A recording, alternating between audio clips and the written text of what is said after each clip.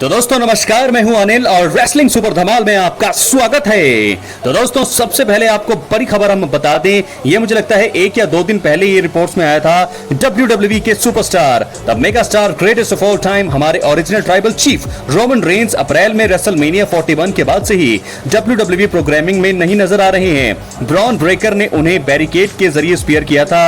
उनकी गैर मौजूदगी में ट्विटर पर एक हैंडल ने उनके इन रिंग प्रतियोगिता से संन्यास लेने के बारे में एक पोस्ट किया था। इससे बहुत सारे लोग हैरान रह गए थे। तो क्या आपको दोस्तों बता दें, क्या सच में रोमन रेंस ने अपने करियर को अलविदा कह दिया है? आज की इस वीडियो में हम थोड़ा सबसे पहले इसी को बताने वाले हैं। इस वीडियो के अंत तक बने रहें और अगर आप चैनल पर नए हैं, सब्सक्राइब करने के बाद ऑल पर क्लिक करें, क्योंकि फ्री है और यहाँ आपको हर प्रकार की रेसलिंग जगत से जुड़ी हुई तमाम जानकारी मिलती है और मिलती रहेंगी। इसलिए वीडियो को लाइक करें, शेयर करने के बाद ऑल पर क्लिक जरूर करें। तो चलिए दोस्तों वीडियो को आगे बढ़ाते हैं। आपको बता दें, रोमन रेंस रेसलमेनिया के बाद से ही WWE रिंग में नजर नहीं आ रही हैं। लगभग 2 महीने बीत चुके हैं। इससे उनके भविष्य को लेकर कई सवाल उठ रहे हैं। इसी बीच वेस्ले वोट्स नाम के ट्विटर हैंडल ने फॉर्मर बिग डॉग यानी कि रोमन रेंस के प्रो रेसलिंग से संन्यास लेने के बारे में पोस्ट किया है।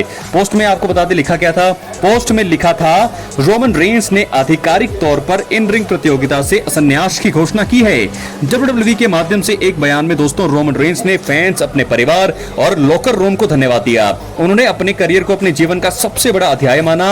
धन्यवाद रोमन, ऐसा एक पोस्ट आया है। हालांकि करीब से देखने पर पता चला है कि ये एक पैरोडी अकाउंट से आया था। इसके अलावा पेज के एडमिन ने साफ तौर पर कहा है कि उनके प्रोफाइल पर जो है, उनके प्रोफाइल पर कुछ भी असली नहीं है। जी हाँ दोस्तों, तो ये एक फेक न्यूज है जिसके चलते बहुत सारे लोग हैरान थे। ऐसी चीजें हमको लगा कि रोमन रेंस ने अलविदा कह दिया है WWE को। तो ऐसे में हम सभी जो है शॉक में थे कुछ टाइम के लिए। लेकिन फिलहाल अभी सिचुएशन क्या है रोमन रेंस की, आइए आपको बताते हैं कि WWE में इस समय रोमन रेंस की सिचुएशन क्या है।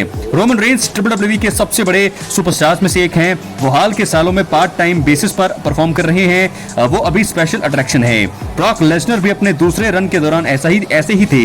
इसका मतलब है कि उन्हें हर हफ्ते रॉ या स्मैकडाउन पर होने की जरूरत नहीं है। इसके अलावा वो रेसलमेनिया 41 के 2 साल बाद यानी कि 2026 में बिजनेस छोड़ने की योजना बना रहे हैं। तो दोस्तों क्या सच में ऐसा है? क्योंकि फिलहाल उनके तो कॉन्ट्रैक्ट इशू चल रहे हैं WWE के साथ 2026 तक बताया जा रहा है। तो ऐसे में अगर 2026 उनका आखिरी अगर कॉन्ट्रैक्ट उनका 2026 में खत्म होता है, तो ये रोमन रेंस और WWE दोनों के बीच की बात है। क्या ये उनको आगे बढ़ाएंगे? अगर ऐसा नहीं होगा तो आप ये समझ सकते हैं कि जो संन्यास की घोषणा अभी फेक न्यूज हुई है वो एक एक्चुअल न्यूज हो सकती है 2026 के एंड में या शुरुआत में। तो क्या होने वाला है, बहुत सारी चीजें आज की इस वीडियो में हम और भी ज्यादा खबरों को डिटेलिंग करने वाले हैं। इस वीडियो के अंदर बने रहे, चैनल पर नए हैं सब्सक्राइब करने के बाद ऑल पर क्लिक जरूर करें।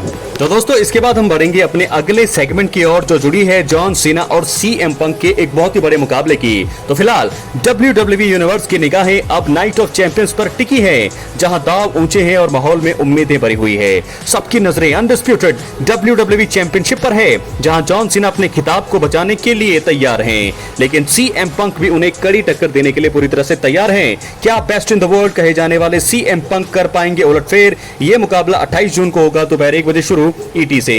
फिलहाल नाइट ऑफ चैंपियंस में जॉन सीना और CM पंक के बीच मुकाबला होने जा रहा है। दोस्तों जॉन सीना का दबदबा, लोकप्रियता और बेजोड़ सफलता जग जाहिर है।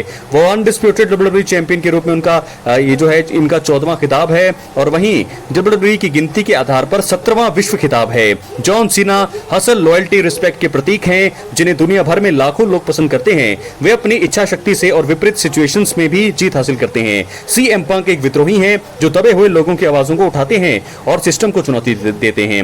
CM पंक जॉन सीना की प्रतिद्वंदिता यानी कि उनका कंपटीशन इतिहास में दर्ज है, खासकर मनी इन द बैंक 2011 में उनका मुकाबला, जिसमें CM पंक जॉन सीना को कड़ी टक्कर जो है उन्होंने दी थी। फिलहाल बहुत सारी चीजें इस समय दांव पर है। जॉन सीना अपनी ताकत के लिए जाने जाते हैं, लेकिन CM पंक मनोवैज्ञानिक खेल खेलते हैं और तकनीकी रूप से मजबूत हैं। वे अक्सर जॉन सीना की कमजोरी का फायदा उठाते हैं या जॉन सीना की गलती का इंतजार करते हैं, और अगर CM पंक जॉन सीना को एटीट्यूड एडजस्टमेंट से बचा पाते हैं और उन पर अपना गो टू स्लीप फिनिशर लगाते हैं, तो वो नाइट ऑफ चैंपियंस में मुझे लगता है कि एक बार फिर चैंपियन बनेंगे और जीत सकते हैं, हरा सकते हैं जॉन सीना को। तो क्या सीएम पंक पढ़ सकते हैं भारी नाइट ऑफ चैंपियंस में WWE चैंपियनशिप पर खतरा मंडरा रहा है? कौन जीतेगा, जॉन सीना या सीएम पंक? अपनी राय कमेंट बॉक्स में जरूर दें। और इसी के साथ अब हम बढ़ेंगे अपनी अगले सेगमेंट यानी कि अगली स्टोरी की तरफ। तो दोस्तों बात अब हम करने वाले हैं ट्रिपल एच की, जो इस समय WWE के क्रिएटिव हेड हैं। दोस्तों बता दें कि WWE से हाल ही में कई बड़े नामों को बाहर किया गया, लेकिन अब पता चल रहा है कि ये फैसले लेने में ट्रिपल एच का सबसे बड़ा हाथ था। एक रिपोर्ट के अनुसार ट्रिपल एच ही ये तय कर रहे थे कि किसी कंपनी से जाना होगा। इस साल WWE ने कई रेसलर्स को रिलीज किया है। R-Truth, कार्लिटो और सारा लोगन जैसे नाम भी इसमें शामिल है। हालांकि दोस्तों R-Truth जो है दोबारा आ चुके हैं, उनके कॉन्ट्रैक्ट को रिन्यू नहीं किया गया। फैंस ने इसका विरोध किया, जिसके बाद आपको बता दें कि WWE को R-Truth को वापस लाना पड़ा। अब R-Truth जॉन सीना के साथ लड़ाई में है और उन्होंने अपना नाम बदलकर रॉन किलिंग्स कर लिया है। हालांकि R-Truth के अलावा कोई भी अन्य रेसलर वापसी नहीं कर पाया है, क्योंकि जब सबसे ज्यादा समर्थन मिला यहां पर R-Truth को। पहले TKO पर आरोप लग रहे थे, लेकिन रेसलिंग ऑब्जर्वर न्यूज़लेटर ने बताया कि कंपनी के अंदर क्या हो रहा था।